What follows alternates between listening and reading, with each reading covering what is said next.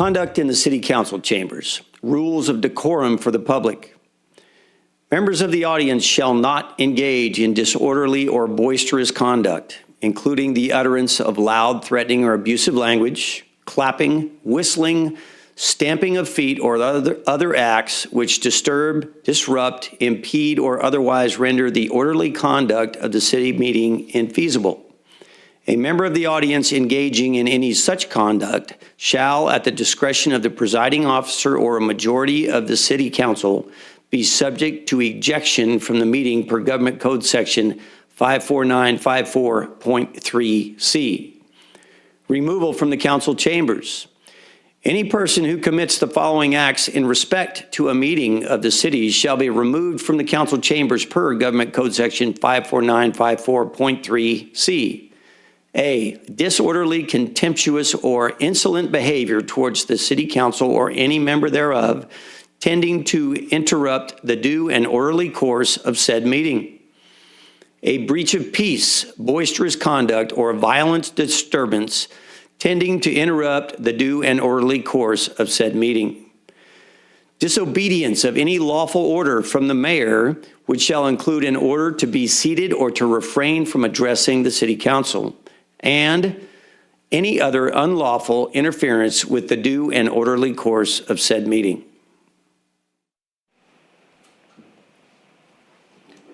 Good evening, everyone. Welcome to the Taft City Council Successor Agency joint regularly scheduled meeting for Tuesday, June 6th, 2024. The City of Taft Council meetings are being held in person with full capacity seating and are live streamed at www.youtube.com/user/City of Taft. Public comment can be made in person and also can be received per the following. Written comments may be dropped off in the drop box in front of City Hall. Comments may be emailed to the city clerk at cityclerk@cityoftaft.org. May be made by phone to the city clerk's office at 661-763-1222. Public comments will be accepted up until 5 p.m. the day of the meeting, and all comments received will be read into the record. We're going to begin this evening's meeting with the Pledge of Allegiance, led by Councilman Chavera, followed by the invocation from Sean Pfeiffer. If you would join us, please. Right hand over heart. Salute. Pledge. I pledge allegiance to the flag of the United States of America and to the republic for which it stands, one nation, under God, indivisible, with liberty and justice for all. Let us pray. Heavenly Father, we know that freedom comes at great cost. We thank you for the great cost paid 80 years ago today that has continued to be made, not only by those who die for this country, but by those who serve this country and this city every day. May we remember that for which they died, that for which they paid. May we be granted unity around what is best for all. May we be given wisdom regarding what is best for all. Please grant us that and good intentions, and may the outcome of this meeting be pleasing to you. We pray this in Jesus' name. Amen. Amen. Thank you, Sean.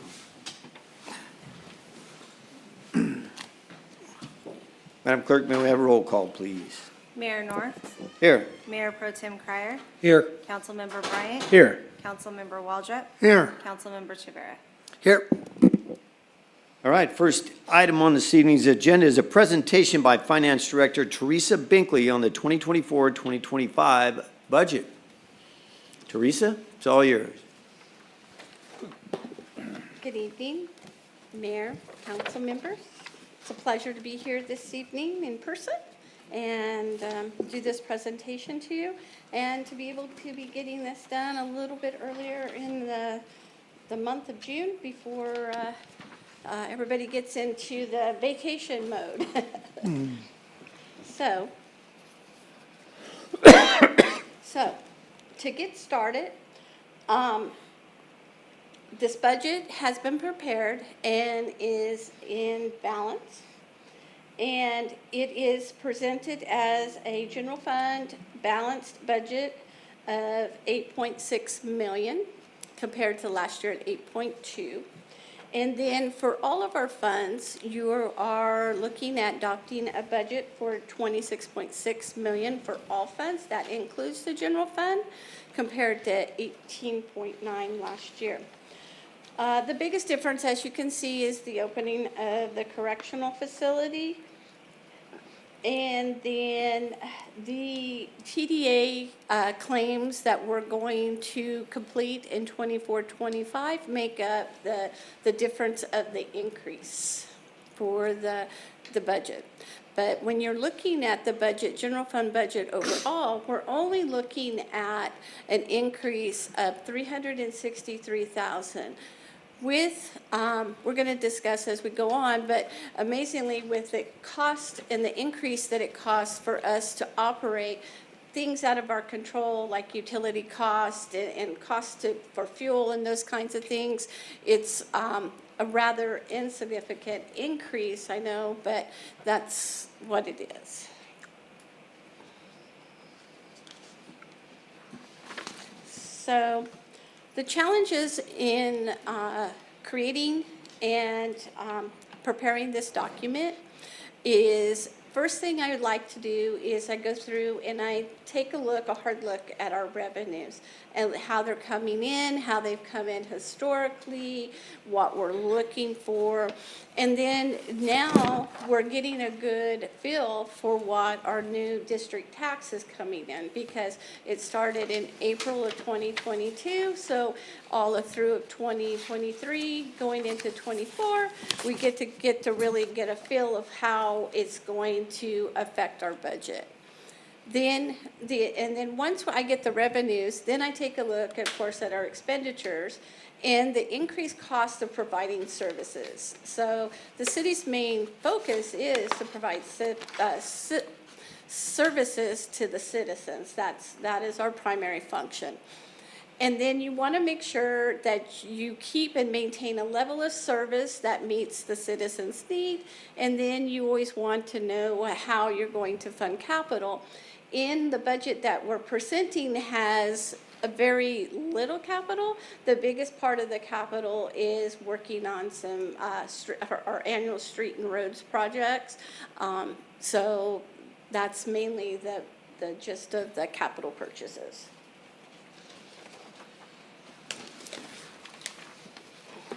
So the overview of the general fund revenues, receipts from property taxes, as we've seen in the other page. So we received money from property tax, sales tax revenue.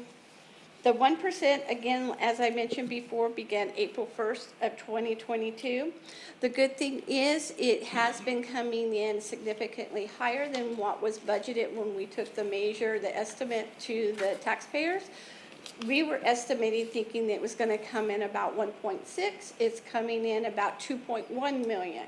So the difference between sales tax revenue and the district taxes, sales tax revenue is the way it's collected and distributed. Those, you would think it would be, because they're both 1%, you would think that they would be equal in amounts, but in reality, sales tax revenue is lower and the district tax is higher. So passing the district tax was a great benefit to the city that we could utilize and help out the city. Then you have property tax in lieu of vehicle licensing fee. That was something that happened many, many years ago where the state of California did a swap. And actually, it's hard to say, but most people say it was a good swap because property tax in lieu of vehicle licensing fee is increased by property tax rate, so it is a guaranteed increase versus motor vehicle licensing fees. You don't know how those are coming in. Those could vary from year to year. And then we have fees from service fees and charges. Other funds pay service fees to the general fund because of our staffing and the way we do, we don't staff every position. Many people, many employees wear many hats. And so a lot of their salaries are allocated to different funds. And then some of the duties, so primary duties like invoicing and those kinds of things, so service fees are charged to those funds to help offset the costs from doing those services. So those offset and help the general fund. One thing that planning department revenue has decreased slightly because this past year there were not as many big projects as we had in the past. So, and looking forward, so that had decreased in this prior year. And in my budgeting, as we'll see, I increased it a little bit in the budget, but not significant and not to the historical numbers. So I still raised it a little bit than what it was for '24, but I left it at a very conservative amount.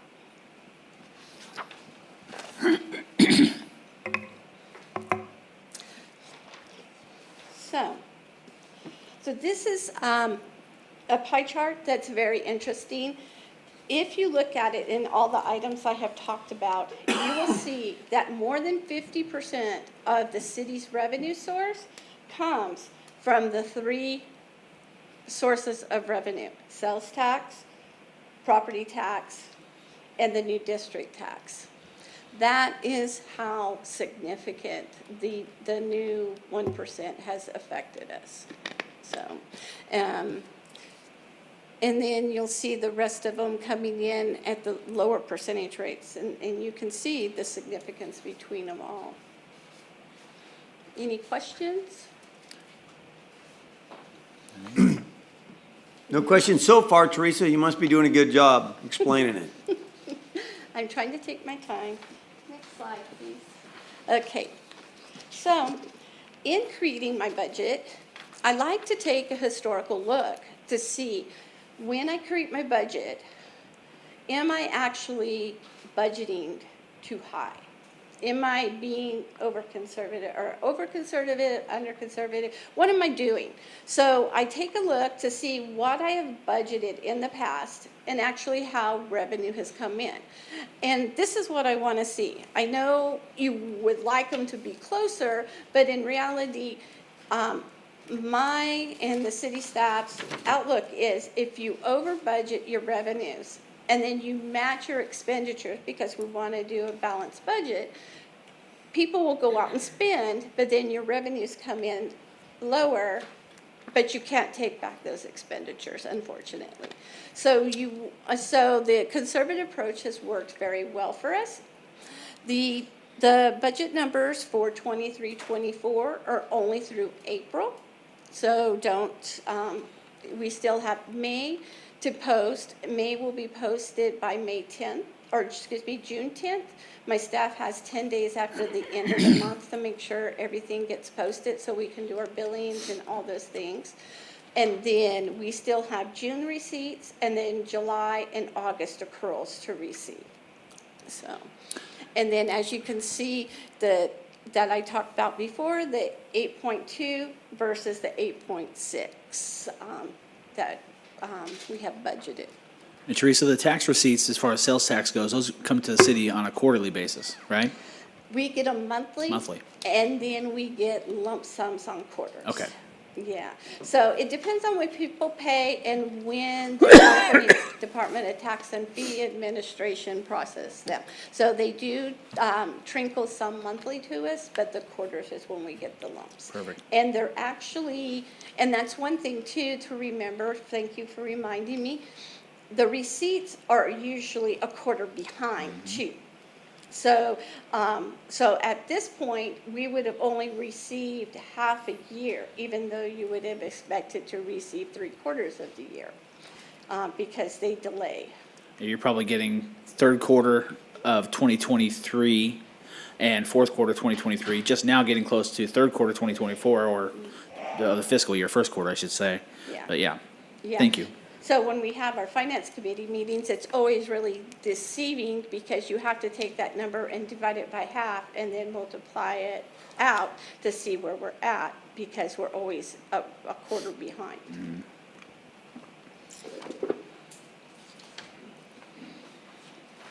Okay.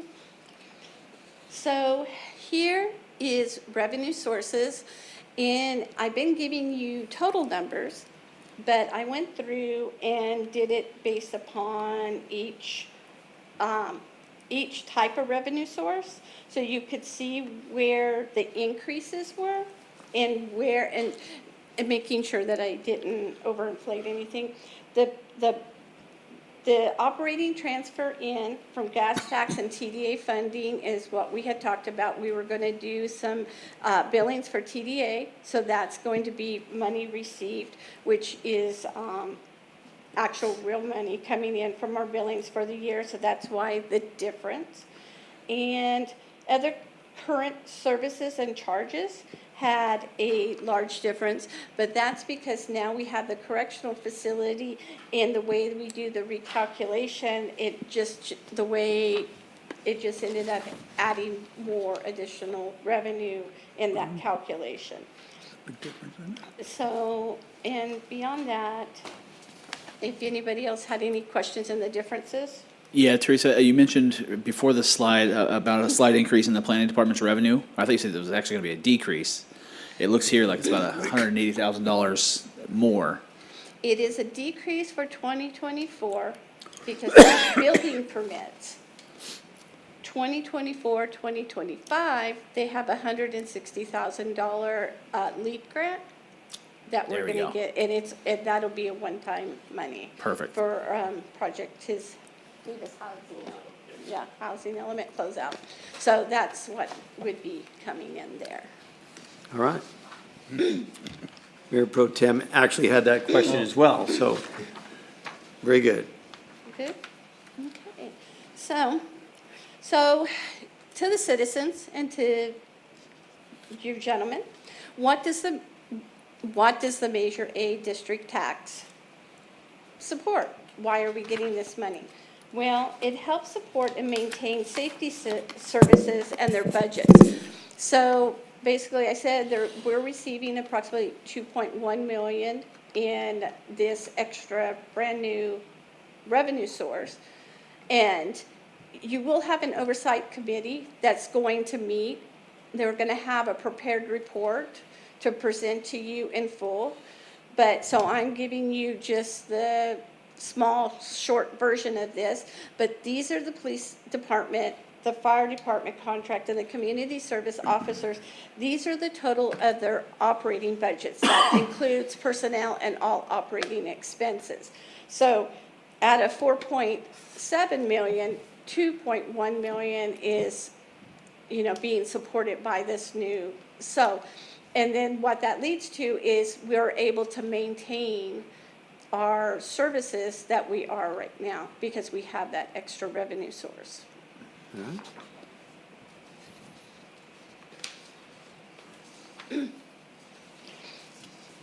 So, in general fund expenses, I'm not really going to go into complete detail because overall, it's kind of like we increased the budget but by only $363,000. So what I'm saying basically is general operating expense is pretty much remaining flat. There may be ups and downs in certain levels of categories, but overall, the whole budget is just flat. So I was still going to go over personnel, and the biggest thing is the fire services agreement and where we stand on that. Okay? But all means, if you have any questions about any other expenditure items, please ask. So here is general fund, just general fund, not all the enterprise funds. General fund, salaries and expenses. So when you take a look at salaries and benefits, general fund, and I compared it both to revenue and expenditures because when actuals come in for the first three columns, they're a little bit different because they're actual revenues received, actual expenditures. So I compared them, and as you can see, they're anywhere from, I think the highest is 59 and the lowest is 50, well, there's 148, but I would say around 51, 52%. So when you take a look at my estimated budget and the actual, again, you're still getting those same expenses for 23, 24. And then you can see for 24, 25, it's still at that same number. It's at approximately 53%. So we're not over heavily personnel expense eating up our budget. So it leaves excess money for different services, for fuel, for road repair, for whatever we may need.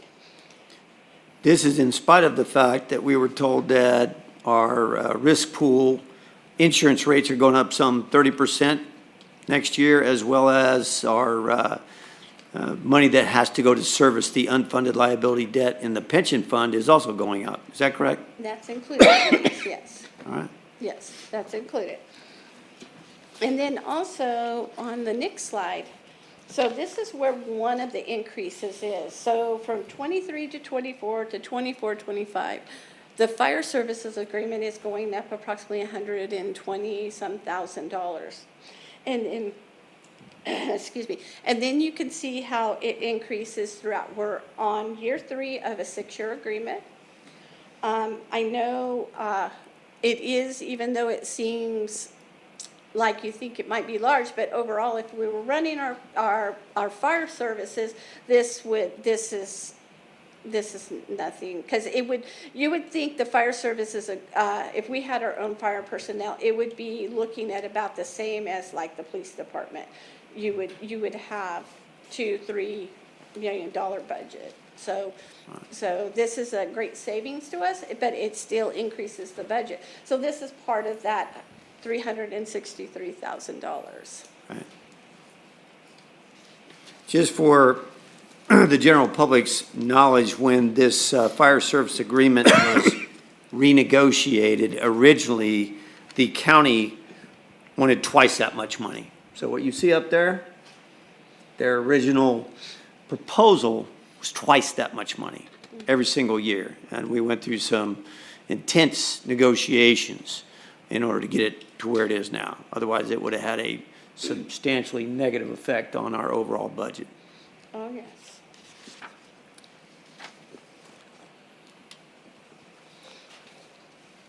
So as I said before, and as everybody knows in the community, and we're not immune from the cost of fuel, the cost of supplies, the cost of materials, even to do small pothole refills and office supplies and utilities. You know, they say, oh, flex to save money, so turn off the lights during the day. Really? They want us to turn the lights off during the day? It's just, Actually, when PG&E came here, the government liaison, and met with our city manager, I reviewed that document that they brought along, and when you looked at residential and light commercial and heavy commercial, street lights, all the above, the 2023-2024 annual true-up averaged out at 23.8% for that 1 year. As they advertise on the radio, continue to provide dependable, affordable energy. And we pay 400% of what we pay in neighboring states. That's affordable moniker is something I just can't get past. But yes, we can't control that. Mm-hmm. And so keeping in mind this, you know, it's a commendable, or, you know, staff here is doing all they can to reduce what costs they can that are controllable to be able to absorb some of these costs. And so it's really good to feel that everybody cares, and, you know, and we're able to be able to have a sustainable budget.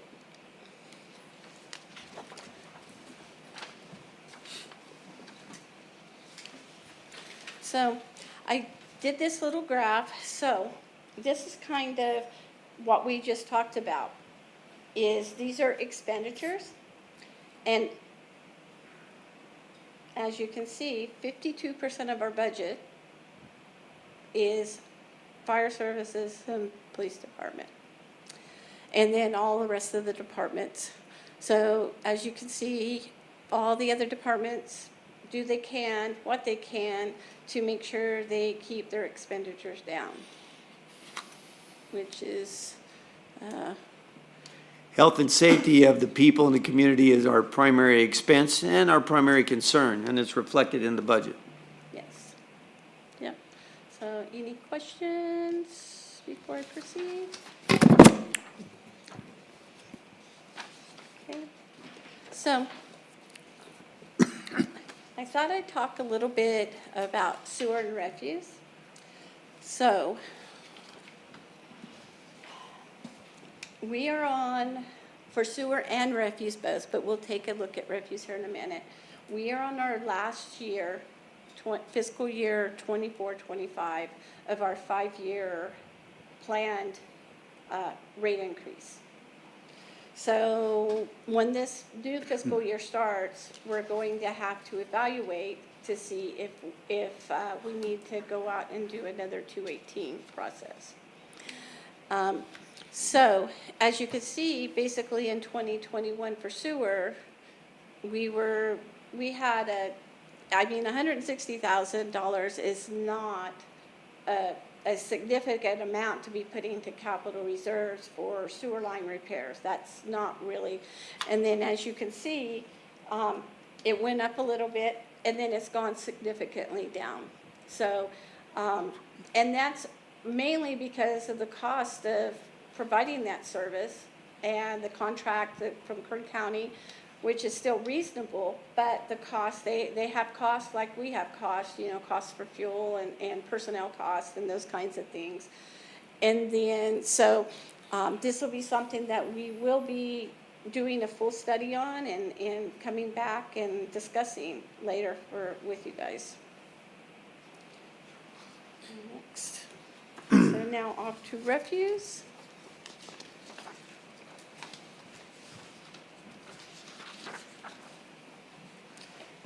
So refuse, in 2021-20, we went out and did a franchise agreement with Westside Waste. And so we have a lot of accounts now, commercial accounts that have been turned over to Westside Waste for them to handle and take care of all the recycling and the separation, and they're doing a lot of that now because we just don't have the staff to do it, and they have the expertise to keep up with the mandatory separation rules and all of that. So as you can see, we're slowly having a negative effect on it's slight. But so this will be something that we have to look at. The only good thing about the refuse is we don't have like the trash cans and we don't have the capital, except for there is one thing you cannot forget is we have the street sweeper. The street sweeper is charged to the refuse because it goes around, picks up garbage around the streets, keeps your streets clean. So eventually we're have to take a look at trying to replenish and keep our reserves up to be able to replace that street sweeper. And street sweepers are not inexpensive, we'll just put it that way, because now they have air quality stuff on it. So when they're sweeping, they keep the dust down, they keep the air clean, and those kinds of things. So that's definitely something that we will, when we're doing the 218 process, we're going to have to take a look at our reserves and what our rates are and make sure we have significant amount of reserves to cover the replacement of that street sweeper. One of the intangibles in the refuse, and we've talked about this, and I talked with Max at Westside Waste, is this 3-can affair. The actual cost, the actual impact to the environment, the actual impact to our city streets, and that's the one that really worries me. I'm telling you right now, because it used to be a single loop, throughout the city, picked up all the garbage. Now it's three loops through the city. We used to pick it up in the alleys. Now we do it on the surface streets, stop, go, stop, go, stop, go.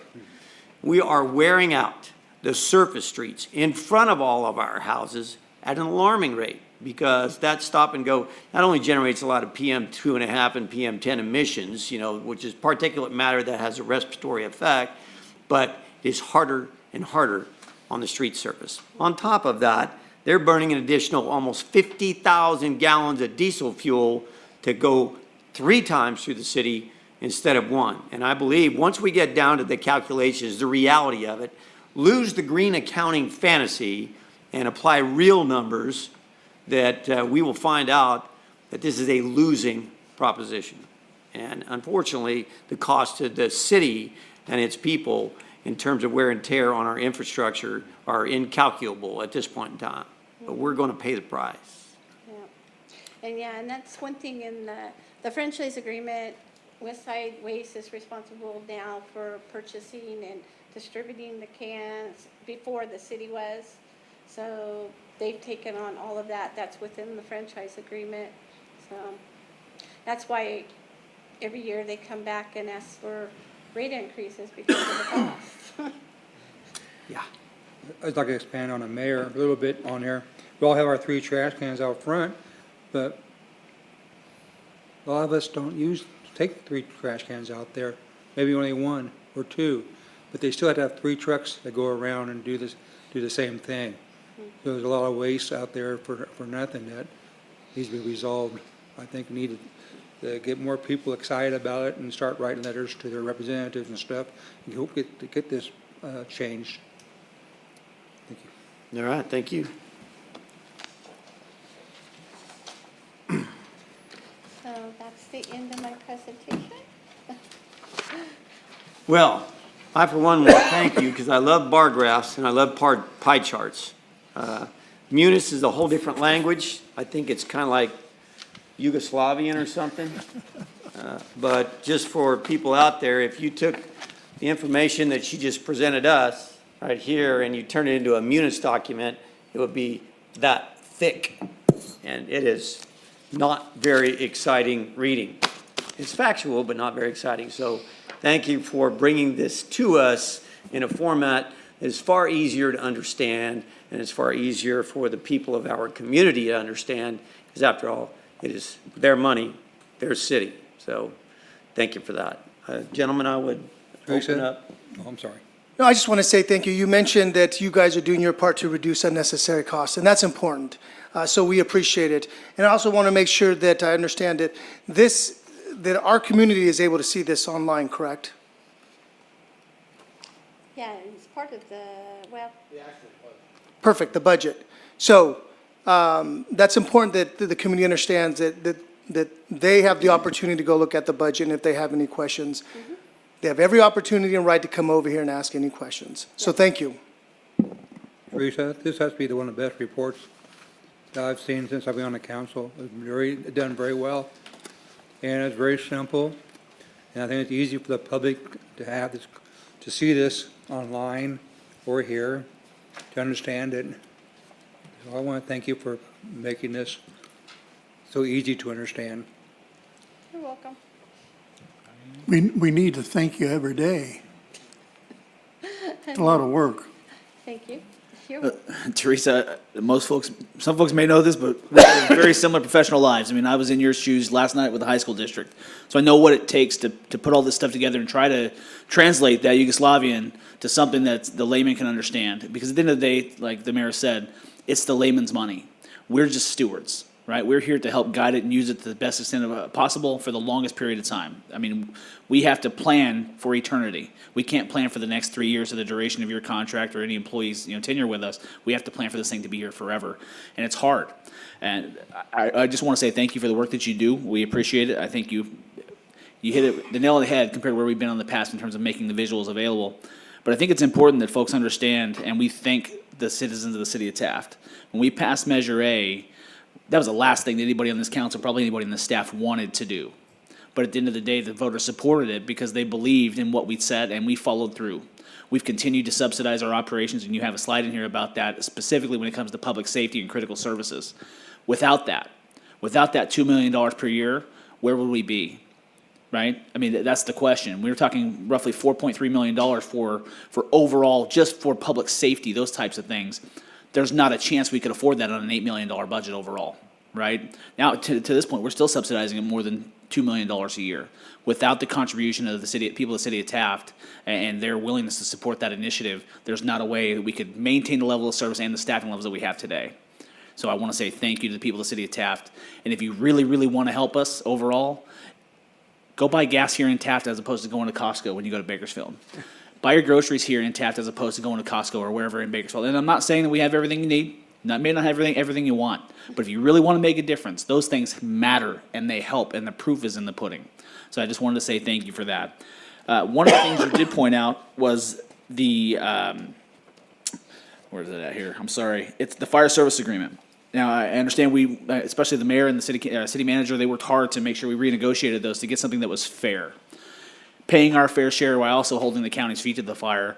But I want to make sure we're very, very clear that between now and the end of the 27-28 fiscal year, our costs would have gone up more than 50%. That's a huge increase when you're talking about an $8 million budget, where 10% of that goes just to this obligation to provide that service, and we have zero control over that. None. We're already operating a balanced budget where we're on a shoestring, really, and keeping it balanced as opposed to operating in a deficit. And this is something we have to plan for. And it's unfortunate because that means it's other things we wanted to invest in that we can't, because we have to invest and partner with the county through our fire services agreement. But I think it's important that the folks know that $400,000 is going, and we have zero hand in that, right? And then on the next slide, you talked about the increasing costs of services. And I think we all feel the pinch every time we go to the store versus where we were, let's say, back to 21, 22. And I know this isn't the perfect metric, but in that 3-year span, 21, 22, 22, 23, and 23, 24, the state COLA was more than 26%. And so they're saying, well, here's how much we're going to give you to somewhat offset the cost increases you've seen in your life. So that means that our inflation has probably been more than that, somewhere in the 40% range in that 3-year span. And that's going to be on your day-to-day expenditures. So we understand what folks home are dealing with. We understand it very, very clearly because we're dealing with it here at City Hall too, but we're making things work, and that's a kudos to the staff here at City Hall. I want to say thank you again for your work on this. We appreciate you. All right. And everybody knows this is a roadmap. It's a living document. I cannot recall a single week in the past several years when some startling information didn't come down from Sacramento that changed our plans and our ability to sustain life and quality of life.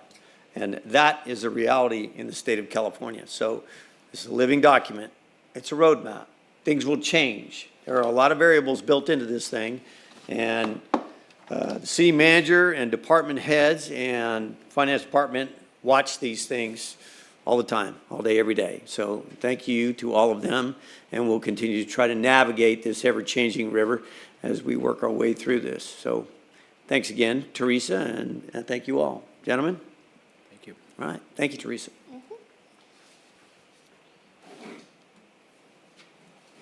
All right, item number 2 on the agenda, approval of final budget for fiscal year 2023-2024 and proposed budget for fiscal year 2024-2025. City Manager Jones. Thank you, Mayor. Attached is the final operating and capital expenditure budget for fiscal year 23-24 and the proposed operating and capital expenditure budgets for fiscal year 24-25. These budgets maintain the conservative fiscal policies of the City Council. These budgets were reviewed by the Finance Committee on May 29, 2024, and were recommended to be presented to the City Council for adoption. The budgets with respect to certain grant funds, which are multi-year fixed agreed amounts for specific activities to be performed in accordance with contracts and agreements with the state and federal agencies, are controlled by guidelines, laws, regulations of the grant and agreements. Hence, they are not included in the budget. Thank you, City Manager Jones. Recommended action is this. At this time, I'd entertain a motion to adopt a resolution entitled, "A Resolution of the City Council of the City of Taft adopting the City of Taft final budget for fiscal year 2023-2024 and proposed budget for the fiscal year 2024-2025 and find that the activity is not a project per the California Environmental Quality Act, CEQA, as set forth in Section 15060C3 and Section 15378 of the CEQA guidelines. So moved. Second. I have a motion and a second. Any additional discussion? None here, sir. Somebody mentioned about Yugoslavian. Well, I could tell you, Teresa, Dakim Velmi Pekne, Velmi Dobre, Dakim. Now you can translate that, you know very well what I'm saying. All right. Madam Clerk, we have a motion and a second. May we have a roll call, please? Mayor Pro Tem Crier, Big yes. Councilmember Bryant, Yes. Councilmember Waldrop, Yes. Councilmember Rivera, Yes. Mayor North. Yes, and that passes on a 5-0 vote. Thank you all very much. Next item on the agenda is item number 3, citizens request public comments. I see that we don't have anybody wishing to address the council this evening, so I don't have to read that paragraph, so I'm going to move forward. Council statements, non-action. Mayor Pro Tem Crier. Thank you, Mayor. I'd just like to introduce our new Superintendent President of Taft College, Rafi Edward Trickey Jr. He's here in the audience, and I'd like to give you a big Taft welcome here. And you have a big shoes to fill, but I think you're going to do a very good job on that. Thank you for showing up. Great first step, showing up. Glad to have you here in the audience, Rafi. And second is, we had a program last Saturday, a fundraiser for the TEAL program, which transitioned to independent living. And they're still taking donations, so anybody out there, businesses or individuals like make donations to the TEAL program. They're trying to buy a van to help the students with wheelchairs and stuff to get around. So get a hold of the college and they'll give you the right directions, and they'll even tell you how much money they want, if you want so desired. But it's a good program, and it was very nice put together last Saturday. It was good, and a lot of people participated in that. And schools that getting out, so be careful of all the students running around, or ex-students. But it's the time of the year, so watch the crosswalks. But that's all I have to say, and thank you. All right, thank you very much, sir. Councilman Rivera. Thank you, sir. Hey, so it's starting to warm up. I was just reading that in 2023, over 11,000 heat-related deaths. So let's make sure that we're hydrating and being aware of how hot it can get around here, and keep each other safe. In addition, Josh Bryan stated the importance of making a difference in our community. And I agree wholeheartedly in that we need to make a conscious effort in shopping locally. I understand it can be convenient when we are in Bakersfield, but the fact of the matter is our neighbors need us, and their business rely on our loyalty. So please, make every attempt to shop locally. In addition, we were talking about D-Day a few minutes ago. I had the privilege of being a paratrooper with the Airborne, and I actually flew to Belgium with our unit. And just a really quick story. We were going through Belgium, through one of the cities, and don't quote me, but I believe it was in Luxembourg. But the fact of the matter is, I'll never forget that an older gentleman, and I don't know exactly why he did this, but as the American soldiers were walking through, he came out and he had a picture of a U.S. soldier. And I don't know the story behind it, but he was essentially showing his appreciation to us soldiers. And the reason I'm telling this story is that Belgium citizens, they have a lot of respect for American soldiers. And it's important that we Americans have the same amount of respect for our American soldiers. Sometimes I get a little concerned about the amount of appreciation that these newer generations have for our American soldiers. So please, let's not forget what our soldiers currently and in the past throughout history have done for us, because freedom is not free. And I'll leave you with this. Freedom is never more than one generation away from extinction. We didn't pass it to our children in the bloodstream. It must be fought for, protected, and handed down for them to do the same. And finally, America, to me, is freedom. America to me is freedom. We must be free, not because we claim freedom, but because we practice it. Those who won our independence believed liberty to be the secret of happiness and courage to be the secret of liberty. In the truest sense, freedom cannot be bestowed, it must be achieved. Thank you. Thank you very much, sir.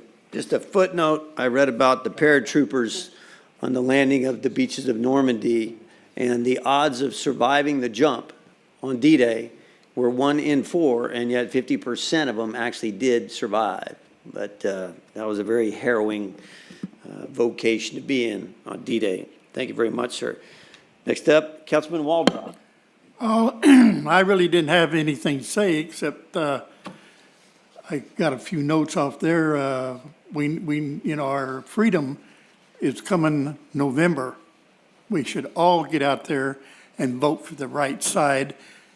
And I get a lot of emails from doing stocks and stuff, and 2 out of the last 3 I got, they told me they was going to be voting for the felons, so that's just a hint. Thank you. All right, Councilman Bryant. Thank you, Mr. Mayor. I want to remind everybody, of course, we've got an item on the agenda to help fund the fireworks here locally. That's a wonderful event. I'm always happy to be a part of that, to enjoy it and to help support it. I want to remind folks the Chamber is hosting Fund the Fireworks events, I believe this Friday and Saturday, so 10 a.m. to 2 p.m. along Kern Street, so usually at the four-way stop at 4th and Kern. I believe we may have enough kids on Friday to maybe even move up to 6th and Kern as well. But selfishly, I'll be there with the Wildcats football team representing and hoping to beat our total raised last year with about $2,000. So my goal now is $2,500. We'll see how hard those kids are willing to work for that. But Friday or Saturday, 10 a.m. to 2 p.m., at the very least at 4th and Kern, please drop $1 in, drop $10 in. If you got a bigger check than that, please. God bless you, thank you, and drop that in too. We appreciate you very much. But one of the things I mentioned when I was talking about the budget was thanking Teresa and thanking Craig and everyone and the admin staff for all their hard work. But it'd be remiss if I didn't look at this sheet right here and thank every one of our other departments, every one of our other employees, top to bottom. At the end of the day, without the work that you folks do, without the effort that you put forth every single day, shorthanded, wearing multiple hats, and doing what you do because you committed to this city and committed to the citizens, we would not be in a good place. We have a wonderful staff from top to bottom, police to the admin and public works and everywhere in between. So from the bottom of my heart, I want to say thank you to you folks. Because at the end of the day, most folks in the agency are in that 65 to 70% range in terms of what you're spending on your labor costs, your personnel costs, as a proportion of your total budget. And we're closer to 53% because we have a lot of open positions. We just don't have the funds to spend a lot on the staff, but people stick around.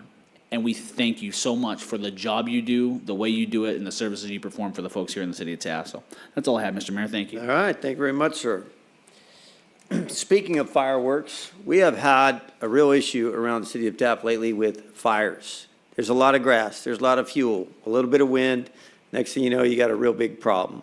If anybody out there sees anybody or suspects anybody of contributing to this problem, being an arsonist, drop a dime on them. Please make that phone call and let our professionals follow it up. It's not just fire, it's not just smoke. That's destruction of property, and sometimes it claims lives. It's for real, people. So we had the blessings of a bunch of rain, so now there's a lot of fuel, but keep an eye out for those things. And with the coming of 4th of July, heaven knows, be very, very careful with those types of things. Lastly, it is the 80th anniversary of the landing at Normandy. I have been there. I have been on those beaches. I was on Utah and I was on Bloody Omaha Beach. I brought sand back from those beaches, which was made a part of the World War II monument over there in Bakersfield by the good friend of our community, Benjamin Victor. The sand I brought home from Utah and Normandy beaches was placed into a stainless steel vial, if you will, and welded into that statue where her heart would be. Ben sent me a video about that.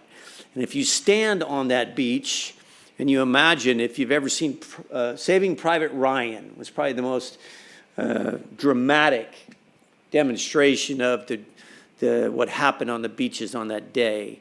But I was there, and I'm telling you, when the tide was out, the killing field was 200 plus yards deep, every bit of it. And I spoke with people there, and they said to this day, when violent storms come in and whip up the ocean, that the ocean gives up more things. It'll give up canteens, it'll give up helmets, it'll give up all manner of things, and it still happens to this day. When I went through there, I spent a night in Paris, France, and I had a difficult time getting a smile out of anybody in Paris, France. But once I got to the Normandy coast, much like what you were talking about, Councilman Chavera, those people appreciated what we had done. There were red, white, and blue ribbons and flower arrangements and American flags all over the Normandy coast from one end to the other. And the most incredible cemetery is maintained above Bloody Omaha Beach. So lest we forget, do not forget. It's very critical. And there are people more and more aligning themselves against this country every single day on this world today. And we have to be vigilant, and we have to be respectful of those who make the sacrifice. So thank you to all of them tonight. That is all I have. Moving forward, we have department reports. Item number 5. Do we have any department reports this evening? Seeing none, we'll move on to city manager statements. City Manager Jones. Thank you, Mayor. I got 2 things for information. So Friday night on the 300 block of Center Street, FX will be shooting some still shots for a FX promo. Didn't have time to put on the council agenda, but they have been working with the owners down there to make sure everything's good. It's on the 300 block, so it shouldn't really cause problems downtown. It'll be overnight from about 6 p.m. to 6 a.m. So it'll be all night long. We will have staff down there working with them to make sure everything goes all right. And then starting Monday, I believe the 10th, we will start our paving project on 10th Street from Kern Street to Rails to Trails. So much needed area up there. The road's pretty bad. So we're kind of excited to get that done. All right. Thank you very much, sir. Item number 7 is city attorney statements. The city attorney was not able to be here this evening. Any statements from him? He's usually pretty talkative, but he didn't send none this time. Yeah, that probably saved us a good 10 minutes, didn't it? All right. Future agenda requests this evening, gentlemen. I have none here. Hearing none.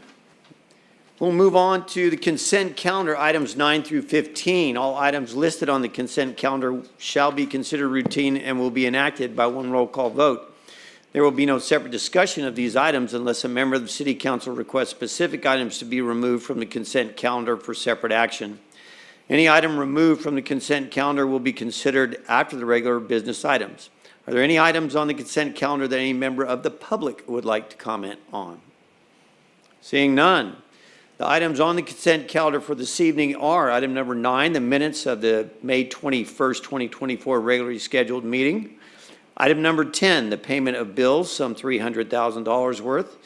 Item number 11, fiscal year 2023-2024 FTA Section 5311 application. Recommendation here is a motion to adopt a resolution entitled, a resolution of the City Council of the City of Taft authorizing the federal funding under FTA Section 5311, 49 U.S.C. Section 5311, with California Department of Transportation, and find that the activity is not a project per the California Environmental Quality Act, CEQA, as set forth in Section 15060C3 and Section 15378 of the CEQA guidelines.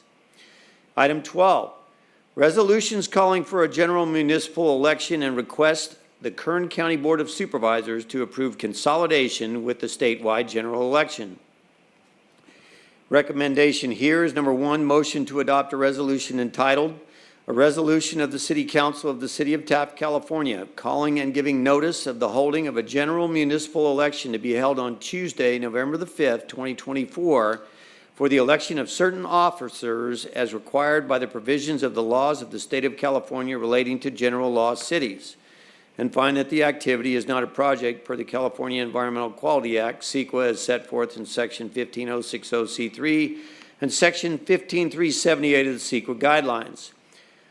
Number 2 is a motion to adopt a resolution entitled, "A Resolution of the City Council of the City of Taft, California, requesting the Board of Supervisors of the County of Kern to consolidate a general municipal election to be held on November 5th, 2024, with a statewide general election to be held on the date pursuant to Section 1510403 of the Election Code, and find that the activity is not a project per the California Environmental Quality Act, CEQA, as set forth in Section 15060C3 and Section 15378 of the CEQA guidelines." Item 13 is a monthly report for Kern County Fire Station number 21, the month of April of 2024. Recommendation is to receive and file the monthly report for April 2024 from Kern County Fire Station number 21 and find that the activity is not a project per the California Environmental Quality Act, CEQA, as set forth in Section 15060C3 and Section 15378 of the CEQA guidelines. Item 14, Taft CCF Emergency Response Equipment Purchase. Recommendation here is a motion to ratify the purchase of emergency response equipment in the amount of $22,901 and find that the activity is not a project per the California Environmental Quality Act, CEQA, as set forth in Section 15060C3 and Section 15378 of the CEQA guidelines. Lastly, item 15, the City of Taft contribution to the 4th of July fireworks show. Recommendation is, first, a motion to authorize a financial contribution of $5,000 to be made to the Taft Chamber of Commerce to assist in funding the Taft Fireworks Show. Second, a motion to authorize the waiver of all fees, the use of city employees and equipment associated with the event. And lastly, 3, find that the activity is not a project per the California Environmental Quality Act, CEQA, as set forth in Section 15060C3 and Section 15378 of the CEQA guidelines. Does any member of the council wish to remove any items from the consent calendar? None here. Hearing none, at this time I would entertain a motion to approve consent calendar items 9 through 15. So moved. Second. I was confused Sorry. too. You got a motion over there in a second right here.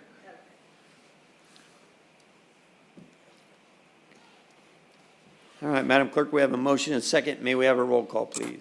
Mayor Pro Tem Crier, Yes. Councilmember Bryant, Yes. Councilmember Waldrop, Yes. Councilmember Chivera, Yes. Mayor North. Yes, and that passes on a 5-0 vote. That brings the open session portion of this evening's meeting to a close. This council will go into closed session to consider item A, conference with labor negotiator Craig Jones, city manager, Government Code Section 54957.6, all units. I want to thank you all for being a part of this evening's meeting. Rafi, thanks for coming here and being a part of the community. We talked about this when you were talking about trying to get that job. Thank you for being a man of your word. Thank you all for being here. Good evening. This meeting's adjourned.